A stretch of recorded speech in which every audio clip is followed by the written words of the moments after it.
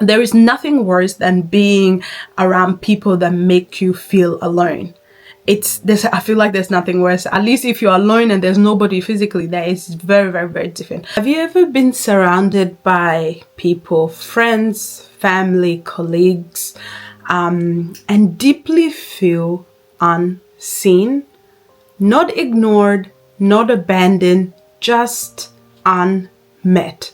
Today, I want to talk about that kind of loneliness, the one that follows you even when the room is actually full of people. When I was younger, I didn't fully understand myself or my life.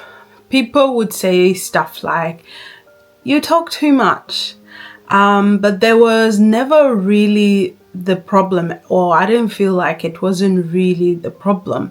The truth is, I did talk. However, I had very strong ideas, strong opinions, even till this day. And I stood firm in them even when nobody actually stood or clapped for me. Many people tried to bring me down to a level that would be comfortable for them, and it never really worked. I was born this way.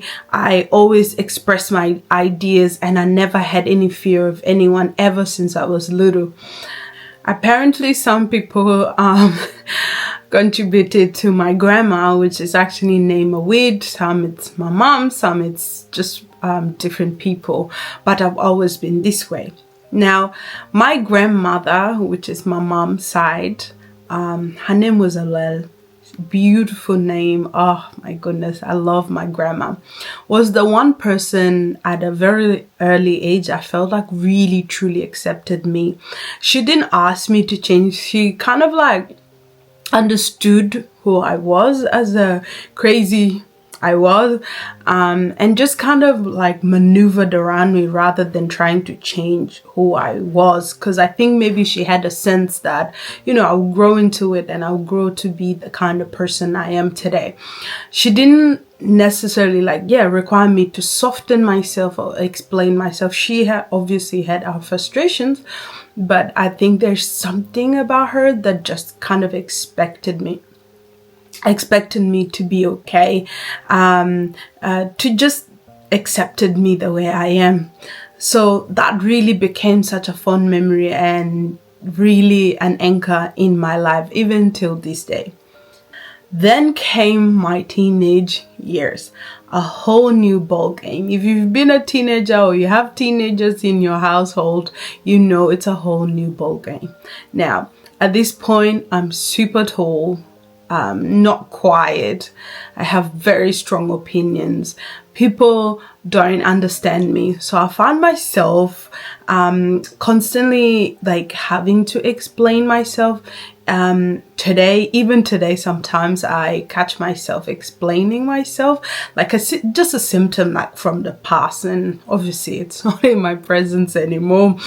That constant explaining myself made me feel so lonely, right? Because it's attached to who I am, the strong opinions and all of that. So I quieted some part of myself at an earlier age, and I stopped sharing certain thoughts, right? I'll just keep quiet. Even if I feel that way, I just learned to control myself. I already knew the label, "you talk too much" or "you're too much," so I learned to pretty much hold back. But as I grew older, something actually shifted within me. I realized my voice was missing in the world, not because I didn't have one, but because I had learned to actually hide it. I started finding my tribe along the way. I found different people that kind of accepted me for who I was.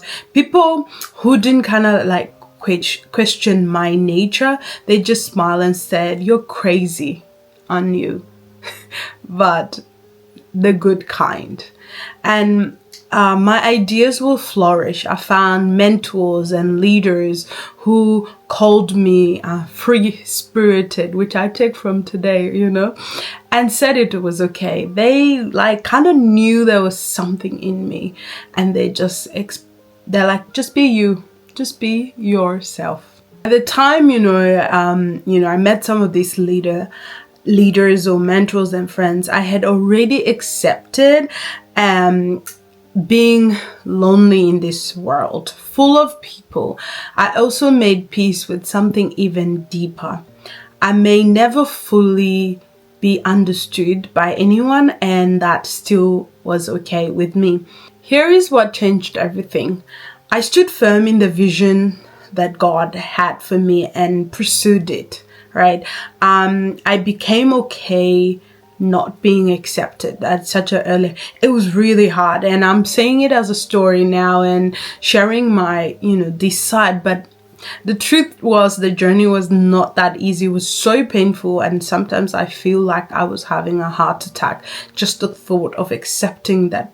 And at the time, I didn't even realize that that was truly what was happening at the time.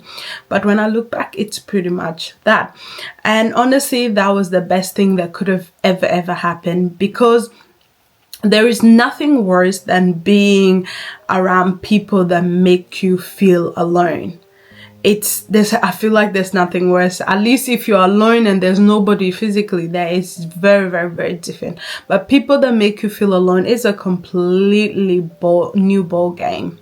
Many of us know loneliness isn't just about being alone or like physically alone. Sometimes it's about being misplaced. Your tribe will find you, not when you actually shrink, but when you stay firm.